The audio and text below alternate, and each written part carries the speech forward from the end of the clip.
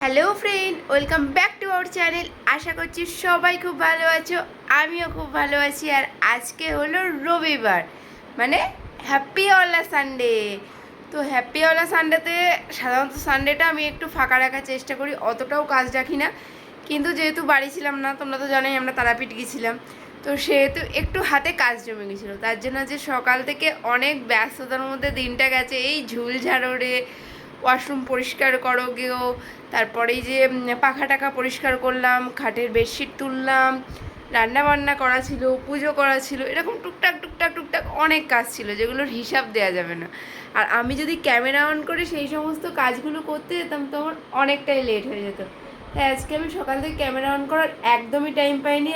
এখন একটুখানি রেডি হচ্ছি, কারণ কারণ রেডি হচ্ছি মানে বেরোবো। বর বলল, মানে ওর তো যেহেতু তেমন একটা ড্রেস কেনাই হয়নি, তো ও বলল কি চলো আমি একটুখানি যাব, তুমি কি যাবে আমার সাথে?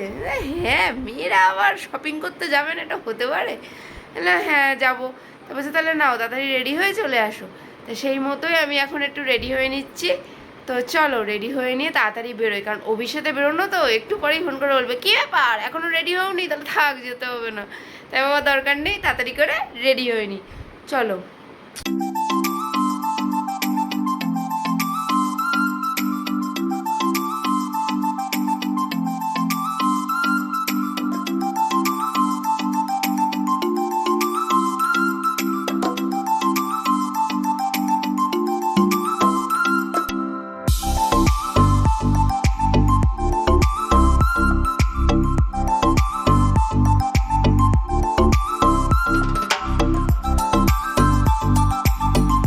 কেমন করে শুয়ে শুয়ে ফুটি খাচ্ছে দেখো। আমি বললাম বাবা শো, আমি একটু রান্না করে আসি। তাই দেখো শুয়ে শুয়ে এখন ফুটি খাচ্ছে।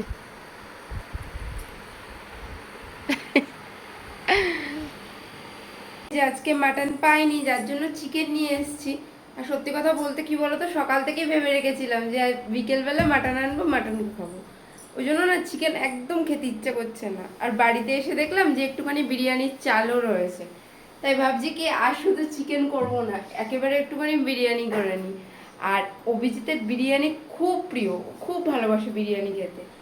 আর যেটা বলছিলাম, অভিজিতের বিরিয়ানি খুব প্রিয়, ও যদি বাড়ি এসে দেখে যে বিরিয়ানি হয়েছে তো মন খুশ হয়ে যাবে, খুশ। তাই এখন এখন আমি বানাবো হচ্ছে বিরিয়ানি। তো চলো, একদম ঘরোয়া উপায়, ঠিক আছে? সিমসাম বিরিয়ানি, অত তাম ঝাম এটা নেই ওটা নেই, অত ভাবতে গেলে এখন মাথা গড়বড় হয়ে যাবে। তাই হাতের সামনে যা যা আছে সেটা যদি এমনও হয় যে কোনো প্রয়োজনীয় জিনিস নেই, সেটা ছাড়াই আজকের বিরিয়ানি হয়ে যাবে, ঠিক আছে? চলো, চালটা ধোয়া হয়ে গেছে, চিকেনটা ধুয়ে নিই, ধুয়ে ম্যারিনেটটা করে নিই। যতটা চিকেন নিয়ে এসেছি সবটা নিলাম না, কারণ সবটা লাগবে না, চালও অল্পই আছে। তার জন্য আমার যতটুকুনি মনে হলো ততটুকুনি চিকেন নিয়ে নিয়েছি। এবার এটাকে ম্যারিনেট করব। তো কি কি দিয়ে ম্যারিনেট করছি চলো দেখতে থাকো। তো এর মধ্যে প্রথমেই দিয়ে দেবো হচ্ছে টক দই। বাড়িতে টক দই আনাই ছিল, এই টক দইটাই একটুখানি দিয়ে দেবো। টক দই দিলে বিরিয়ানির চিকেনটা, চিকেন বা মাটন যা দিয়ে আপনারা বিরিয়ানি করেন না কেন, খুব ভালোভাবে নরম হয়, সফট হয়, খেতে ভালো লাগে। তো আগে আমি দিয়ে দিলাম একটুখানি টক দই। এবার এর মধ্যে দিয়ে দেবো লঙ্কার গুঁড়ো, কাঁচা লঙ্কাও দেবো অল্প একটুখানি, লঙ্কার গুঁড়োও দিয়ে দিলাম যাতে কালারটাও ভালো আসে। আর দেবো হচ্ছে অল্প একটুখানি হলুদ। বিরিয়ানিতে খুব বেশি হলুদ দেওয়ার প্রয়োজন লাগে না, অল্প করেই আপনারা হলুদ দিয়ে নেবেন, আমিও অল্প করেই হলুদ দিয়ে নিয়েছি। এরপর দেব হচ্ছে লবণ। অবশ্যই ম্যারিনেট করার সময় লবণ দিতে হয়, তাহলে চিকেনের মধ্যে সেই লবণটা ঢুকে যায়। তো আমি লবণও দিয়ে দিলাম। আর দেব অল্প একটু বিরিয়ানি মশলা, এটা হচ্ছে বাজারের কেনা বিরিয়ানি মশলাই। আপনারা যদি বাড়িতে বিরিয়ানি মশলা কিনে রাখেন তাহলে আরো ভালো টেস্ট হবে। আমার কাছে বাজারের মশলা রয়েছে, তো আমি সেটাই দিয়ে দিলাম। এবার এটাকে ভালো করে ম্যারিনেট করে নিতে হবে। তার আগে অল্প একটুখানি সাদা তেল দিয়ে নেবো আমি, খুব বেশি না, অল্প একটুখানি সাদা তেল দিয়ে নিলাম। এবার এটাকে ভালো করে ম্যারিনেট করে নেব।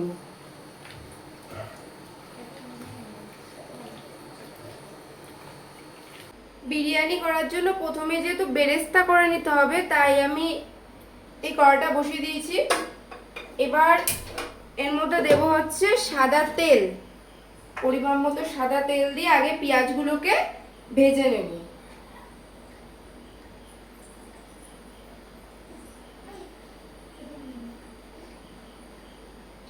আমি দিয়ে দিয়েছি পরিমাণ মতো তেল। এবার দিয়ে দেবো এর মধ্যে আগে দিয়ে কেটে রাখলাম পেঁয়াজ, সেই পেঁয়াজগুলো দিয়ে দেবো। এদিকে তেলও গরম হয়ে গেছে, এবার তেলের মধ্যে দিয়ে দেবো পেঁয়াজ।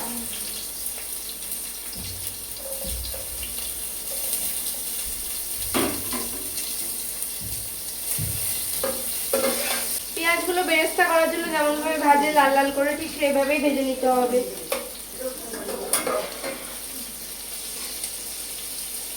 আর বেরেস্তা ভাজার সময় যদি আপনার হাতে টাইম কম থাকে, কিন্তু চান যে তাড়াতাড়ি পেঁয়াজগুলো লাল লাল হয়ে যাবে, তাহলে অবশ্যই একটুখানি চিনি দিয়ে দেবেন। পেঁয়াজ ভাজার সময় যদি আপনি পেঁয়াজের উপর চিনি দেন, তাহলে পেঁয়াজটা খুব তাড়াতাড়ি লাল লাল হয়ে যাবে। ঠিক আছে? আমার যেহেতু এখন তাড়াহুড়ো করে করতে হবে, আর একটুখানি পেঁয়াজে হালকা করে চিনি দিয়ে ভাজলে পেঁয়াজ মানে বেরেস্তাটা খেতেও ভালো লাগে। তাই হালকা করে চিনি দিয়ে আমি এখন বেরেস্তাটা ভেজে নেব। পেঁয়াজটা ভালো করে ভাজা ভাজা হয়ে গেছে, এবার পেঁয়াজটাকে তুলে নেব। এর থেকে যদি বেশি ভাজতে যাই না, তাহলে পেঁয়াজটা পুড়ে যাবে, আর পুড়ে গেলে তেতো হয়ে যাবে, একদম ভালো লাগবে না। সো এই অবস্থাতেই আমি পেঁয়াজটা তুলে নিচ্ছি। আর একটু ঠান্ডা হলে না আরো একটু রং ধরে যাবে, সুতরাং এই অবস্থাতে পেঁয়াজটাকে আগে তুলে নিতে হবে। এবার হচ্ছে বিরিয়ানির আসল স্টেপ, মানে চিকেনটাকে করতে হবে। চিকেনটাকে আমি কিভাবে করি সেটাই আমি আপনাদের দেখাবো। এই যে কড়াই রয়েছে তেল, পেঁয়াজটা আমি তুলে নিলাম। এর মধ্যে দিতে হবে হচ্ছে যে আদা রসুনের স্মুথ পেস্টটা বানিয়েছি, সেটা দিয়ে দেবো আমি তেলের মধ্যে।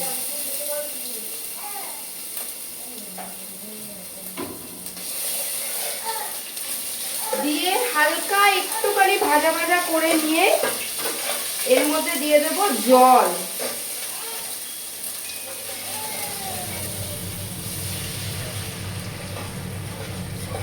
এর মধ্যে দিয়ে দিলাম জল। আর এই জলের মধ্যে ম্যারিনেট করা চিকেনটা দিয়ে ফোটাবো।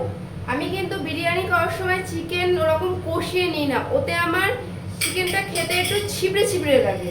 আর এইভাবে যদি আদা রসুনের জলের মধ্যে আমি বয়েল করি চিকেনটাকে, তাহলে আমার মনে হয় চিকেনটা বেশি টেস্টি লাগে, জুসি হয়।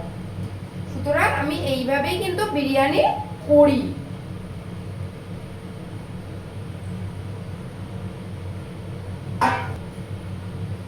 এখন এই জলের মধ্যে চিকেনটাকে দিয়ে ভালো করে ফুটিয়ে নেব, জলটা যতক্ষণ না একদম টেনে টেনে আসে। তো চলো এটা আমি ফুটিয়ে নিই। আর আলুগুলো যেহেতু একটু বড় বড় করে কেটেছি, আলুগুলো এতে দিলে অনেকটা টাইম লেগে যাবে। আজকে তো বিরিয়ানি করব, এরকম প্ল্যান করে চিকেন আনিনি, নর্মাল চিকেনের পিস করেই চিকেন আনা, সুতরাং চিকেনগুলো ছোট ছোট, বেশি টাইম লাগবে না।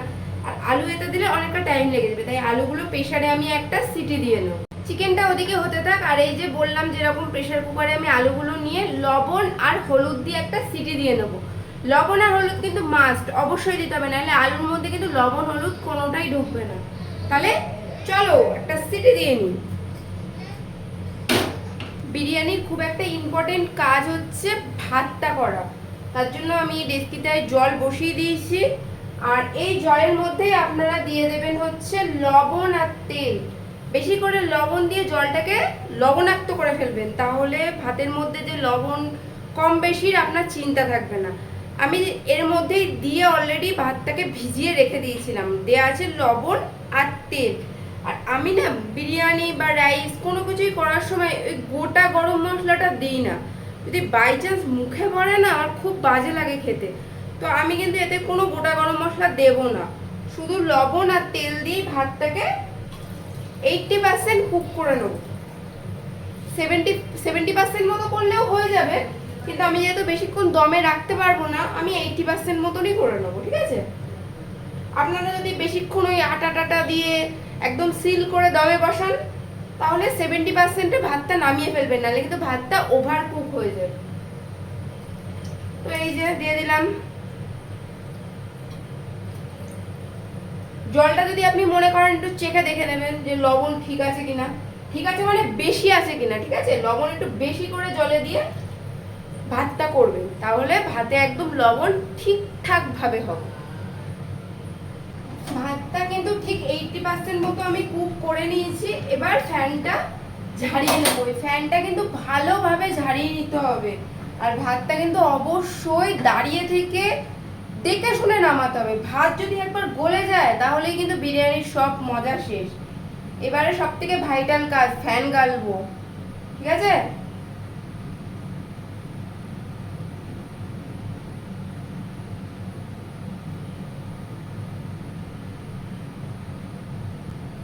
তো এই যে ভাতটা এরকম একটা ওই ঝাঁঝরি গামলার মধ্যে ঢেলে নিয়েছি যাতে ফ্যানটা সব পড়ে যায়। এবার এটাকে একটুখানি রেখে দেবো যাতে একটুখানি শুকিয়ে যায় আর হালকা একটু ঠান্ডা হয়ে যায়। ততক্ষণে চিকেনটাও রেডি হয়ে যাবে, তারপর এটা লেয়ারিং এ দিয়ে দেবো। ব্যাস, সিম্পল চটজলদি বিরিয়ানি। হ্যাঁ, এখন যদি আপনি সেই অথেন্টিক বিরিয়ানির মতো আমার বিরিয়ানিকে ভাবেন তাহলে আপনি ভুল করবেন, কিন্তু যথেষ্ট টেস্টি হয় কিন্তু আমার বানানো বিরিয়ানি। যে আলুটা আমি একটা সিটি দিয়ে নিয়েছিলাম সেই আলুটাও আমি চিকেনের মধ্যে দিয়ে দিয়েছি, কারণ হচ্ছে যাতে এই গ্রেভির যে টেস্টটা, সে ফ্লেভারটা সেটা আলুর মধ্যে ঢুকে যায়। আলুটাও নরম হয়ে গেছে। এবার ভাতটা দিয়ে আমি লেয়ারিং করব।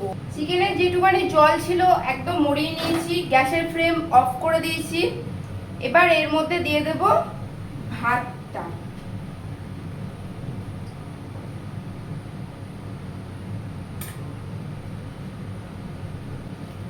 ভাতের একটা লেয়ার দিয়ে দিয়েছি। ভাতটা আমি একটু চেখেও দেখে নিয়েছি, লবণ ভাতের মধ্যে একদম ঠিকঠাক ঢুকেছে। এবার এর মধ্যে ছড়িয়ে দেব অল্প একটুখানি বিরিয়ানি মশলা, দেব একটুখানি গোলমরিচের গুঁড়ো, অল্প করে একটুখানি গোলমরিচের গুঁড়ো দিয়ে নেব।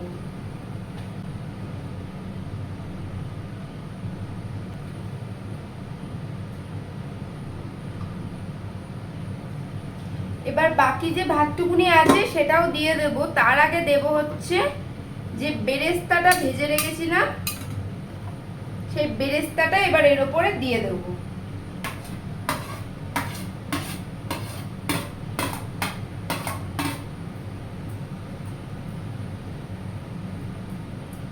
বেরেস্তা দেওয়া হয়ে গেছে। এবার এর উপর সেকেন্ড ভাতের লেয়ারটা দিয়ে দিলাম। এটাকেও আমি সেম ভাবে লেয়ারিং করে নেব। এর উপর দিয়ে দেব হচ্ছে বিরিয়ানি মশলা,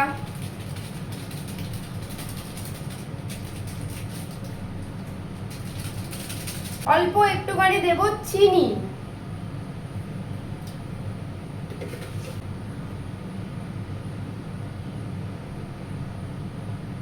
গোলমরিচের গুঁড়ো, আর দিতে হবে গোলাপ জল আর কেওড়া জল। তো অল্প একটুখানি গোলাপ জল কেওড়া জল দেবো, কারণ অত্যাধিক গোলাপ জল কেওড়া জলের স্মেল আমার একদম ভালো লাগে না, তাই অল্প করে দিয়ে দিলাম গোলাপ জল কেওড়া জল। আর দিয়ে দিতে হবে বিরিয়ানির ফ্লেভারের জন্য মিঠা আতর, অল্প একটুখানি। হ্যাঁ, অল্প একটুখানি দিয়ে দিলাম মিঠা আতর। যেহেতু বিরিয়ানি ঘি তো একটু দিতেই হবে, সেহেতু দিয়ে দিলাম অল্প করে ঘি।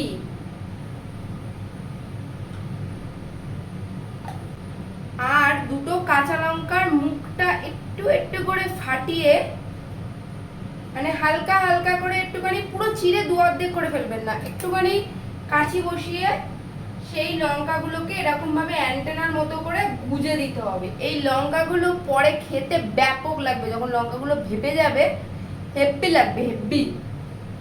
এখন এটাকে স্টিমে দিতে হবে, মানে বিরিয়ানির ভাপ দিতে হবে, তার জন্য ঢেকে দিলাম। এবার এটাকে ভাপে দিতে হবে। ভাপে ওই 15-20 মিনিট মতো ভাপে দিলেই আমার বিরিয়ানি রেডি। এই গ্যাসটায় ভাপে দেবো। হ্যাঁ, এই গ্যাসটা একটু আস্তে জ্বলে।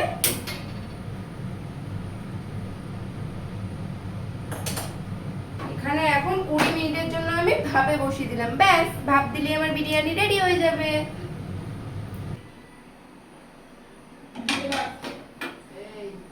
এই যে আমার রান্নার ফাইনাল ফাইনাল লুক। আর অভিজিৎ কিন্তু জানে না হ্যাঁ আমি কি বানিয়েছি, তো চলো এখন গিয়ে দেখাবো। সানডেটাকে স্পেশাল করার জন্য আজকে এইটুখানি অ্যারেঞ্জমেন্ট করতে পেরেছি, তো চলো নিয়ে যাই।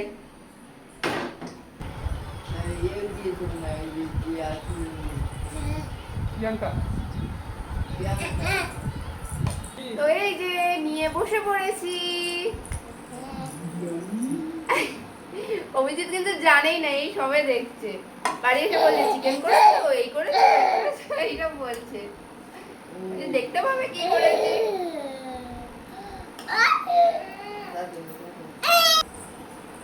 তাহলে খাই, হ্যাঁ খেয়ে দেখি কেমন হয়েছে। কেমন আছে মানে আমার মেয়ের সব কিছু, আমার মেয়ের চিকেনের না, মিথ্যে কথা বলবো না, আমার মেয়ের কাছে আমার কোনো রান্না খারাপ হয় না, ও সব রান্না ভালো।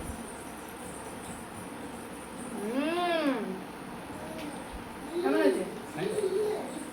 বলতে খাইনি, হেভি হয়েছে, হেভি হয়েছে। আর কালারটা কেমন এসছে? একদম ঝরঝরে বিরিয়ানি, খুব ভালো হয়েছে বন্ধু, নিজে করেছি বলে বলছি, সত্যি খুব ভালো হয়েছে।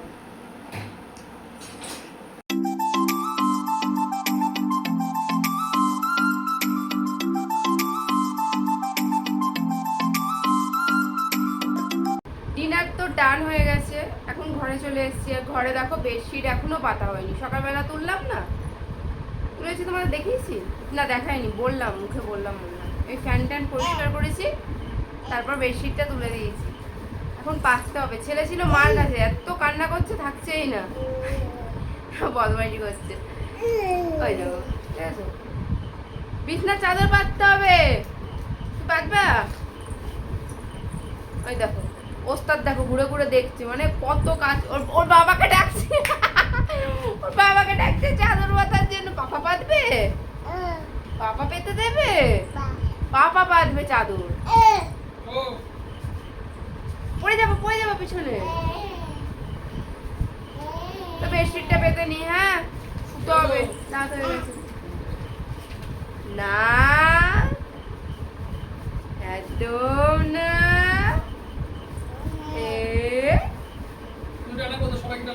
সবাইকে টাটা করে দাও, গুড নাইট বলে দাও। আসো, পড়ে যাবা কিন্তু, পিছনে পড়ে যাবা, আমার কাছে আসো।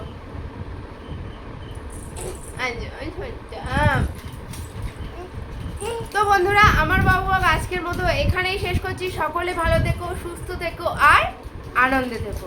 আমাদের এই ছোট্ট জীবনে আনন্দে থাকাটা খুব বেশি প্রয়োজন, তাই সকলে যে কোনো পরিস্থিতিতে একটু আনন্দে থাকার চেষ্টা করুন। টাটা, শুভরাত্রি। বিছানা চাদর পাতবো, শুয়ে পড়বো। ওই যে গরু টাটা করে দিয়েছি, করে টাটা করে দাও, টাটা করো, করো টাটা।